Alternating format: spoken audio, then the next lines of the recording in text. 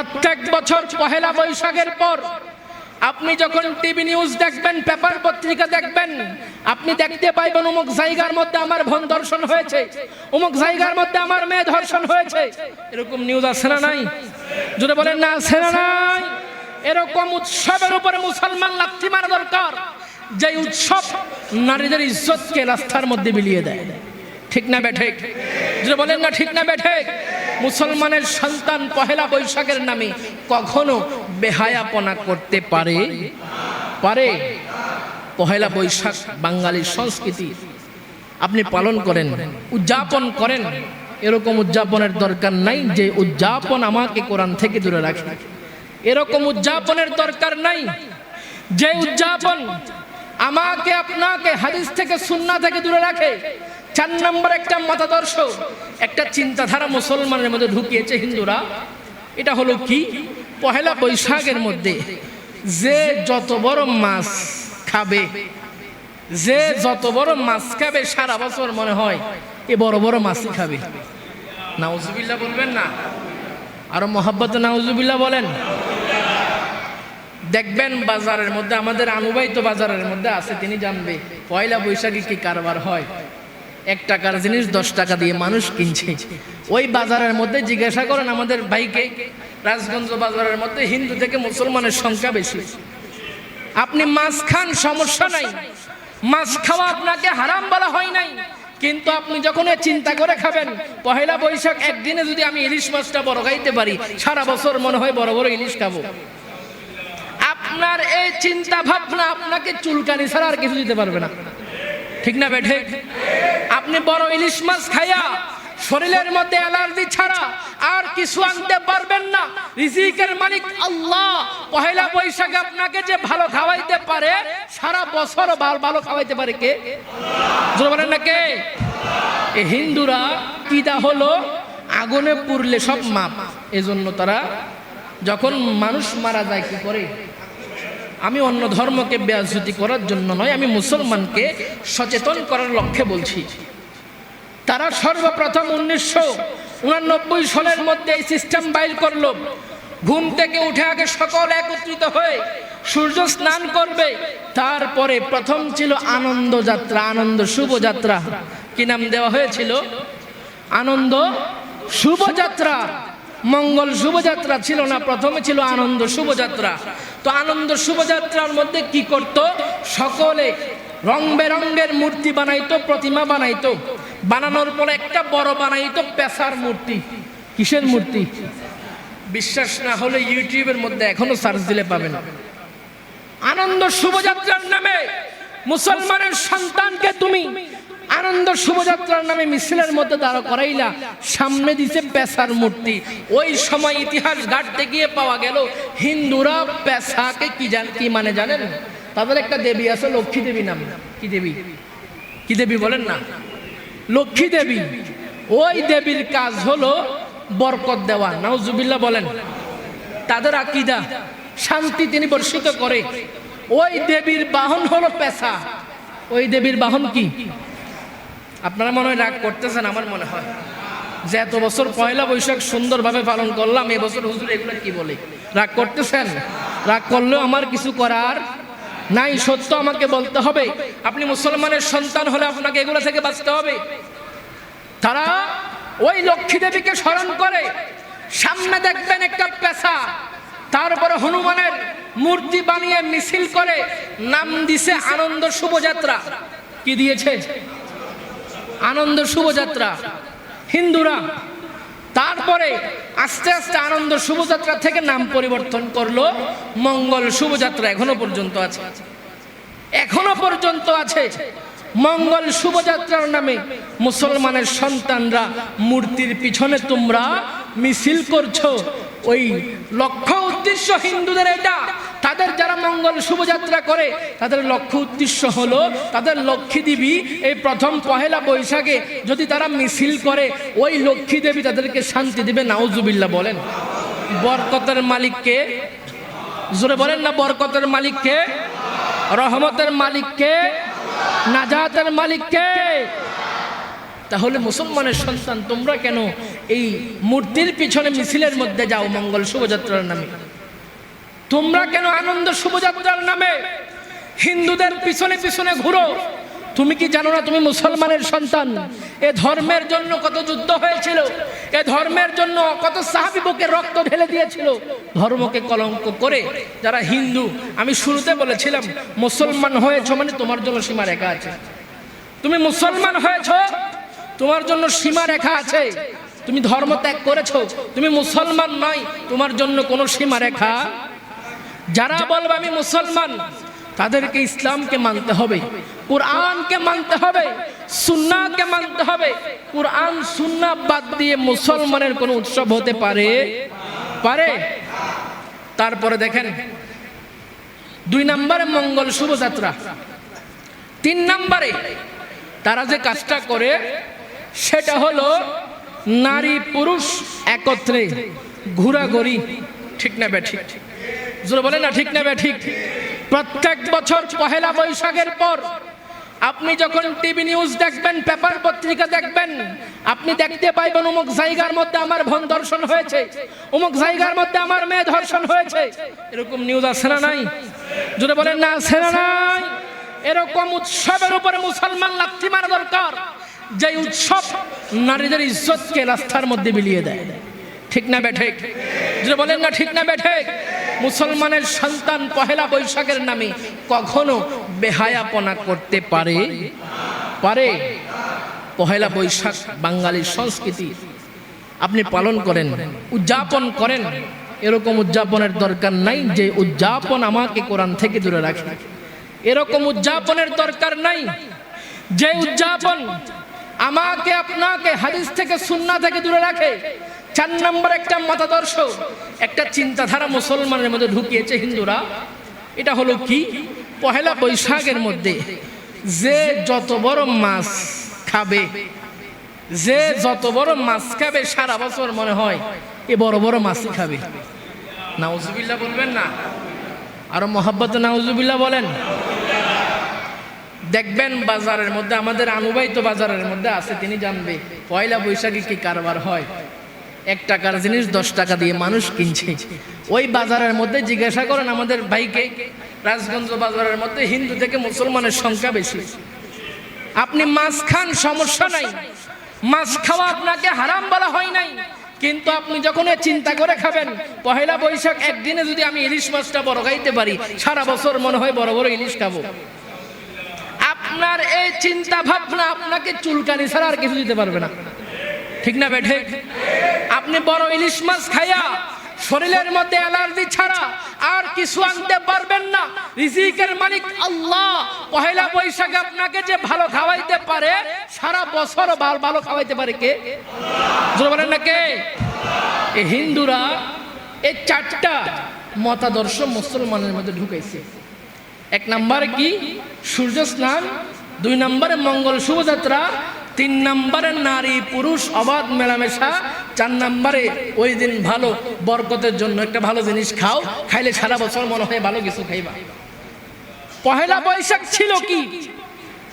শুরু হয়েছিল পহেলা বৈশাখ হাল খাতা দিয়ে, হাল খাতা ট্যাক্স খাজনার মাধ্যমে পুরাতন সকল কিছু চুকা করে একেবারে মিটিয়ে নতুন কিছু শুরু করা, দেনা পাওনা। এটা ছিল পহেলা বৈশাখের উৎসব। আর এটাকে নিয়ে গেছে মুসলমান ধ্বংসের কারবারের মধ্যে। আজকে মুসলমানের সন্তান, আমি বাবাদেরকে বলছি, ভাইদেরকে বলছি, 14 এপ্রিল আপনার সন্তানকে আপনি নিয়ন্ত্রণ করেন, আপনার সন্তানকে আপনি দেখে রাখেন। কারণ কি জানেন? হাসরের ময়দান যখন কায়েম হবে আপনাকে সবার আগে দাঁড় করানো হবে। আপনি যদি ঘরের কর্তা হয়ে থাকেন, আপনাকে আগে দাঁড় করানো হবে।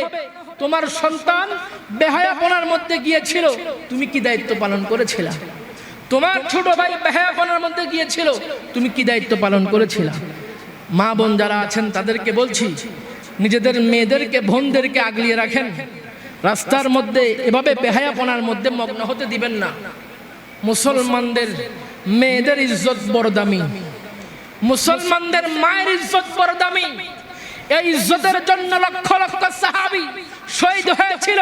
আজকে মুসলমানরা বাংলার জমিনের মধ্যে বিভিন্ন জায়গার মধ্যে দেখা যায় তারা এই সকল পশ্চিমা অপসংস্কৃতির মধ্যে লিপ্ত হয়ে তারা আজকে ইজ্জতকে বিলিয়ে দিচ্ছে, নিজের ধর্মকে অপমান করছে, নিজের যে অস্তিত্ব ছিল অস্তিত্ব ভুলে যাচ্ছে। আমরা কি এরকম পহেলা বৈশাখ উদযাপন করব? আপনি মাছ খান, মাংস খান, যাই খান খান, কোনো আপত্তি নাই। তবে এরকম বিশ্বাস রাখা যাবে না যে পহেলা বৈশাখে ভালো খাইলে সারা বছর কি, এরকম বিশ্বাস করা যাবে? বিশ্বাস করা যাবে না। পহেলা বৈশাখ আপনি এটা চিন্তা করতে পারেন যে বাংলা বর্ষ হিসাবে, বাংলা সাল হিসাবে আমার হায়াত থেকে আরো একটি চলে গেল। আপনি আল্লাহর কাছে ক্ষমা চান, যেটা আপনার মূল কাজ। আল্লাহর কাছে মাপ চান। বিগত বছরে যা হয়েছিল ভুলে যান। নতুন বছরে কি করবেন, নিজের জীবনকে কিভাবে সাজাবেন সে চিন্তা করেন। এসব ফালতু কাজ মুসলমানের সন্তান, মুসলমানের পরিবার করতে পারে? বিরত থাকবেন ইনশাআল্লাহ। দেখবেন পহেলা বৈশাখের মধ্যে মুসলমানকে কিভাবে আজকে গুনাহগার বানানো হয়, জাহান্নামের দিকে নিয়ে যাওয়া হয়। দেখবেন পহেলা বৈশাখের নামে জামাও বাইর হয় কি হয় না? জামার মধ্যে ভাগের ছবি, পেঁচার ছবি, তারপরে বিভিন্ন রকম মূর্তির ছবি। আছে না নাই? যদি বলেন না আছে না নাই? বাবা শখ করে সন্তানকে নিয়ে যায় মার্কেটের মধ্যে, কেন? মূর্তির ছবিওয়ালা জামা কিনে দেওয়ার জন্য। আছে না নাই? জোরে বলেন না। বাবা শখ করে সন্তানকে নিয়ে মঙ্গল শুভযাত্রার মধ্যে যায় শহরের মধ্যে, কেন? পহেলা বৈশাখ উদযাপন করার জন্য। ওই বাবা কি জানে না এই যে মূর্তির পিছনে মুসলমানের সন্তানকে দাঁড় করিয়ে দিল তার ঈমানকে হরণ করার জন্য। ঠিক না বেঠিক? জোরে বলেন না ঠিক না বেঠিক? তাহলে এই সমস্ত মঙ্গল শুভযাত্রা নামে কোন মিছিলে আমরা অংশগ্রহণ, আওয়াজ বোঝা যায় করবেন মনে হয়। এক আওয়াজে বলেন না করবেন কি করবেন না? মঙ্গল শুভযাত্রার নামে কোন মিছিলে কোন মুসলমান অংশগ্রহণ করতে দেওয়া যাবে? তারপরে পহেলা বৈশাখের নামে আমাদের ঘরের সন্তান হোক, ভাই হোক, সন্তান হোক, বোন হোক, কাউকে ঘর থেকে বাইর হইতে দেওয়া যাবে না। কারণ হলো পহেলা বৈশাখের নামে আজকে আমাদের মুসলমানের সন্তানকে বসিয়ে দেওয়া হয় পার্কের মধ্যে। আজকে পহেলা বৈশাখের নামে আমার মুসলমানের মাদেরকে, মেয়েদেরকে, বোনদেরকে, ভাইদেরকে বসিয়ে দেওয়া হয় বিভিন্ন অশ্লীল জায়গার মধ্যে, যে জায়গার মধ্যে গেলে আপনার জেনা হচ্ছে, আপনার ঈমান দুর্বল হয়ে যাচ্ছে, আপনার ইজ্জত লুণ্ঠন হচ্ছে, আপনি বলতেও পারছেন না। আজকে পহেলা বৈশাখের উৎসবের নামে আপনাকে এমন পোশাক পরিধান করা হয় যে পোশাক পরিধান করলে আপনার ঈমান চলে যাওয়ার সম্ভাবনা রয়েছে। এই সমস্ত কাজ থেকে হেফাজত থাকবেন ইনশাআল্লাহ? থাকবেন তো? ঠিক না? পহেলা বৈশাখ জিনিস ভালো, কিন্তু আমরা উদযাপন যেটা করি সেটা হয়ে যায় খারাপ। পহেলা বৈশাখটা কোত্থেকে আসলো? 992 হিজরি অথবা 93 হিজরির মধ্যে সম্রাট আকবর তিনি ওই পহেলা বৈশাখ শুরু করেছিলেন কিভাবে?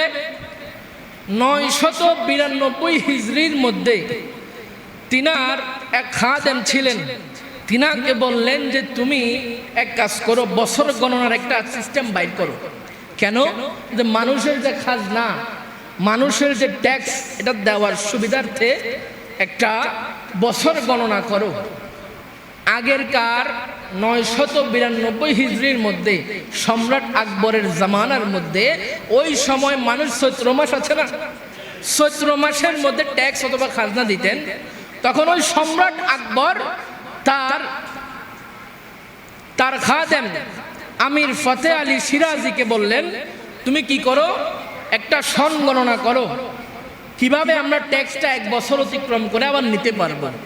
ওই সময় তিনি আবার বলেছিলেন যে আমি যেহেতু আজ থেকে আরো 30 বছর আগে ক্ষমতায় বসেছিলাম, 30 বছর আগ থেকে কি করো, হিসাব গণনা করো।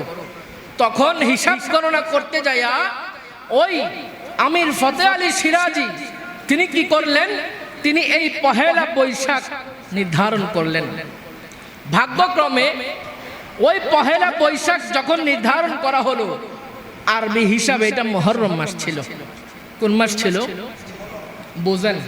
পহেলা বৈশাখ আপনি আমি সকলে উদযাপন করি, ওই উদযাপনটা যেন খারাপ না হয়, ইসলাম বিদ্বেষী শিরকি কোনো কাজ যেন আমাদের দ্বারা না হয়।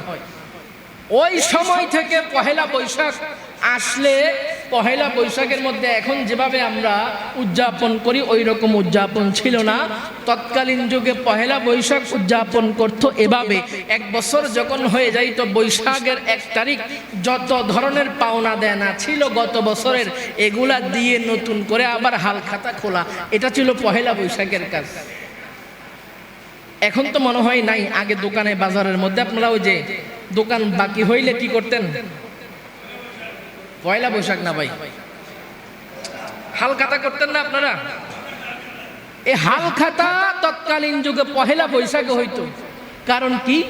বিগত 1 বছরের কি সব দেওনা পাওনা খতম, নতুন করে আবার হাল খাতা খুলে পয়লা বৈশাখ মিষ্টি বিতরণ হইতো, এমন ভাবে হইতো। চলতে চলতে চলতে চলতে এটা যখন 1917 সাল প্রথম বিশ্বযুদ্ধের সময় আসলো, তখন এই পহেলা বৈশাখের মধ্যে দেখেন আমাদের মধ্যে কিভাবে যে হিন্দুত্ব এবং আমাদের মধ্যে ইয়াহুদিদের কালচার কিভাবে ঢুকানো হচ্ছে। এত বছর যাবত কিন্তু পহেলা বৈশাখ এটাই জানে মানুষ, হাল খাতা পাওনা দেওনা ট্যাক্স খাজনা এগুলো হিসাবে পহেলা বৈশাখ পালন করত।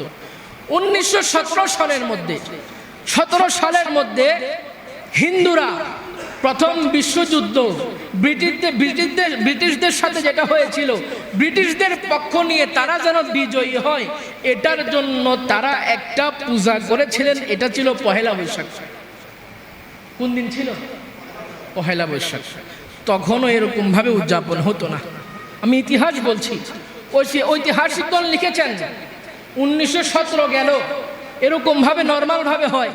1938 সাল যখন আসলো তখন আরেকবার তারা এরকম ভাবে পূজা যেভাবে করে, হিন্দুদের যে কালচার রয়েছে, কাজ রয়েছে, এটাকে যেভাবে কেন্দ্র করে তারা পহেলা বৈশাখে উদযাপন করতে করতে এরকম ভাবে 1967 সাল পর্যন্ত তারা এরকম ভাবে পহেলা বৈশাখ উদযাপন করে। কোনো মিছিল মিটিং হয় না।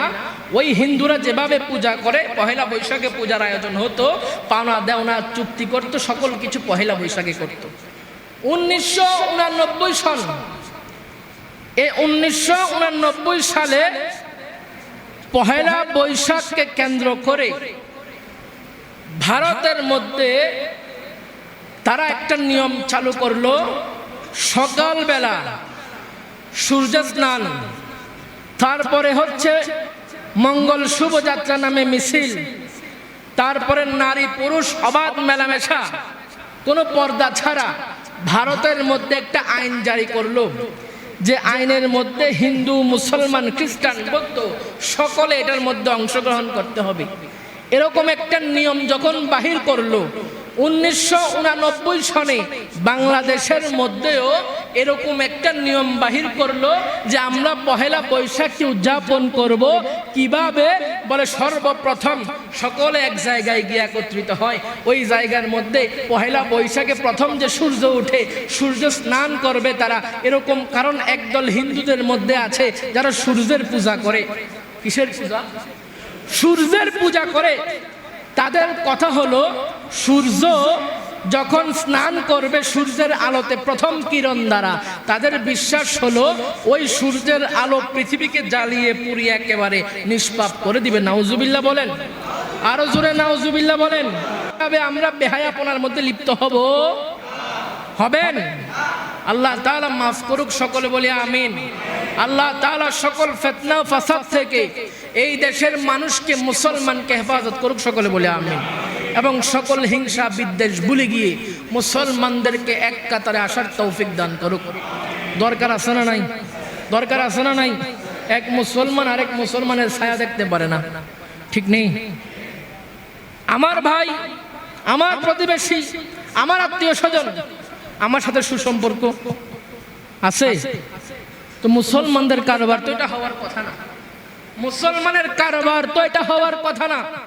মুসলমানরা সব সময় এক থাকবে, মুসলমানরা সব সময় একত্রিত থাকবে, এটার নাম হলো মুসলমান, এটার নাম হলো ঈমান।